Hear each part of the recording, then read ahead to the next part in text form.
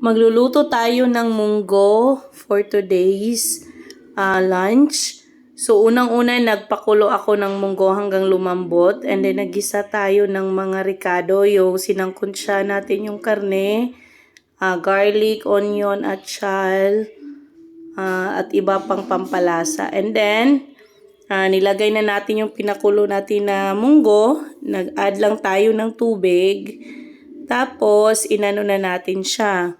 Nilagyan na natin ng konting asin at iba pang pampalasa.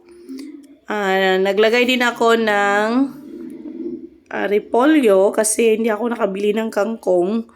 So, okay pa din naman siya kasi ano pa din naman yan, gulay. So, yan. Pag kumulo na, nilagay na natin yung ating dahon ng sibuyas at saka repolyo. So, ano lang natin siya, haluin, and then, huwag nating i-overcook yung gulay.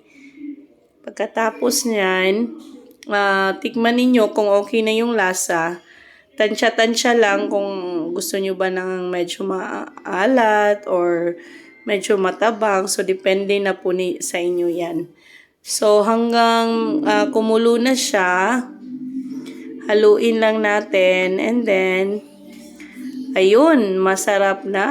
Solved na ang ating lunch nito. Thank you for watching, guys. Please